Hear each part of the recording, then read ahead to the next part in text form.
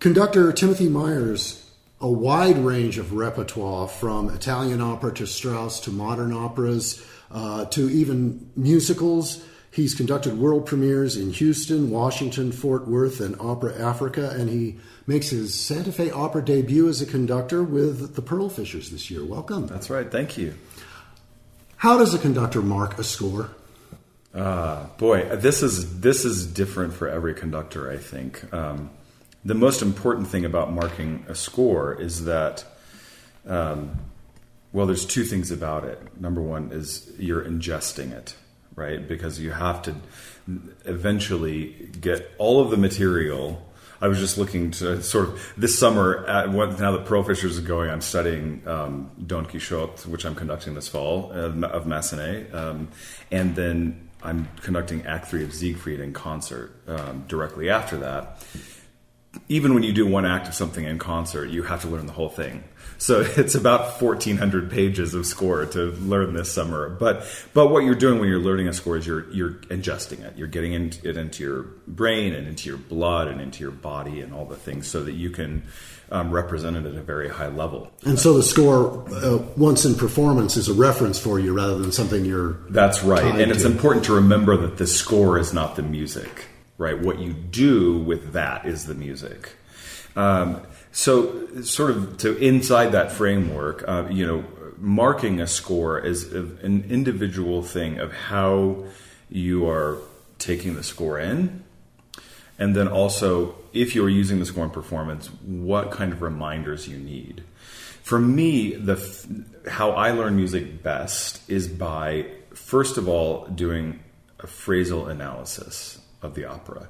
So if I showed you my score of Pearl Fishers, there's, every what we call a musical period, right? Has vertical lines in the score and then phrase lengths marked up at the top of all the staves.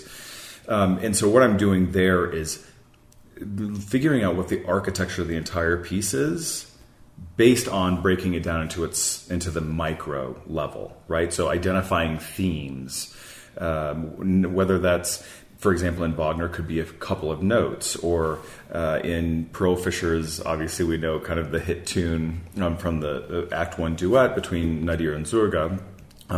That's a main theme that's used throughout the piece, right? So sort of identifying these, and then from there, it's everything is a drop in the bucket. It's sort of building your picture of the score in its entirety. So I find that for me, learning a score, it starts with the phrasal analysis, because then I can sort of break it down into chunks that then I can start to process. Because it's quite intimidating when you open a score, especially a big one, something like Siegfried. I mean, it's a little over 1,000 pages. That's a lot. And so for me, I find I have to sort of get it down into workable chunks.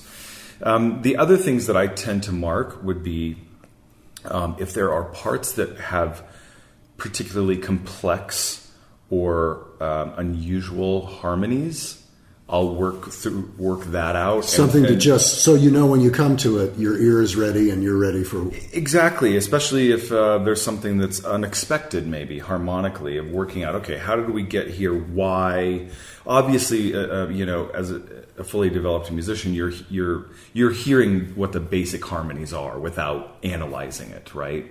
But when something a little off the beaten path happens, or it moves a certain direction for a specific dramatic reason, I'll go through and actually maybe sometimes even sit down at the piano and work through it and say, okay, how is this working? What's the motor here? Where is it going? Where did we come from? How are we getting there?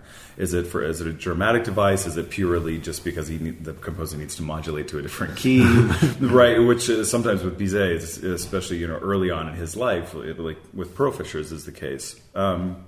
So you'll find in some parts of my score, I'll have a harmonic analysis done as well.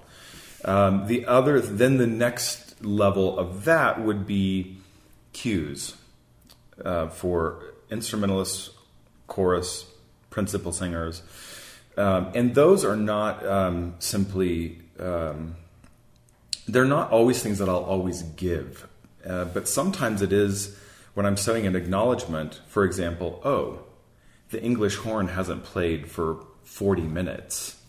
maybe they would appreciate a glance just to reaffirm to them that they're in the right place, right?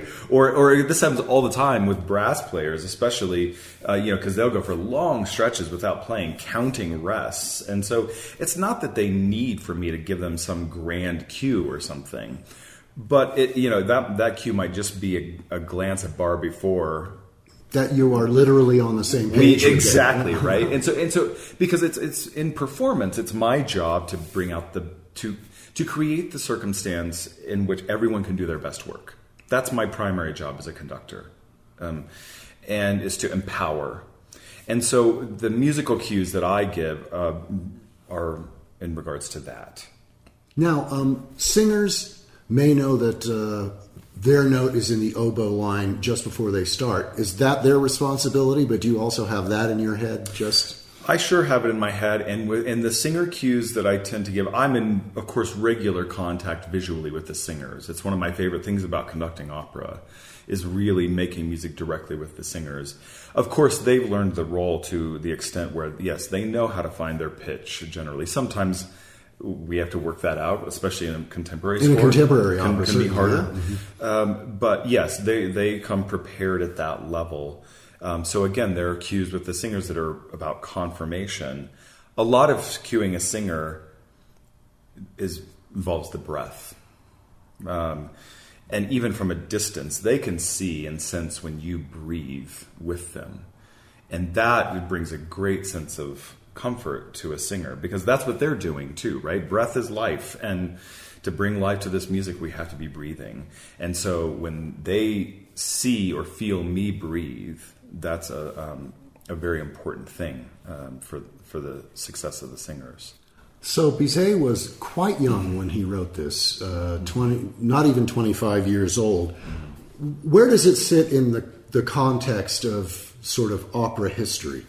Well, what's really interesting is if we put all of this on a whiteboard on the wall, it's I think visually in this way, right? When it comes to dates and calendar and all of that, what's interesting about it is if you look at it in the greater context. So it was premiered in 1863. So you're about 10 years past Verdi's middle period. You are 2 years before Tristan and Isolde. About 5 or 6 years before Rheingold. However, if you look earlier than that, what's interesting is, and this is kind of mind-blowing, that Berlioz' Symphonie Fantastique was 1830. Wow. Right? That's for me where I just think, holy mackerel. That really changes the way you look at a piece, right? Mm-hmm. When you so see even if Rossini context, and all that was still in the opera houses all the time, a composer would have known the revolution that had already been started. Exactly. And, it really, because we consider Berlioz and also Wagner, really the kind of the grandfathers of modern orchestration, right? Berlioz wrote a book about it. And so it's interesting in that, and when you put it in that context, then to watch what Bizet, even as a young composer, in his early to mid-20s, was doing, that he's quite an advanced orchestrator. He's very savvy. And what's great about the Profishers is it really has an incredibly broad range. Some of the arias are just that the orchestration is very minimal. And for example, Leila's aria Comme autrefois, it's essentially, French horn and cellos. I mean, there's some other little fleshing out things, right? Mm-hmm. But it feels almost like chamber music when you're doing it. To then parts, in the finales, these big thundering orchestral moments, where they just are incredibly exciting and full of powerful. And he was aware of how it affected an audience emotionally as well. Absolutely. And as we know from his all of his work, he had a great sense of flavor and of context. He had the ability to really paint with his tonal language and his orchestration. And so I think from myself, Profishers often gets a bad rap. And I'm here to change that. It's often dismissed, the plot's thin, or, well, I'm sorry, it's mid-19th century opera. If you're expecting a complex plot, that's realistic, you're barking up the wrong tree, as my granddad would say. Even the librettists, I think, said that they would have done better if they had known he was such a good composer. But you're right. It's not like these are complex plots or. Yeah, we haven't gotten to Verismo yet, right? We're still, 30 years before La Boheme. And so I think also musically, there's a lot of depth there.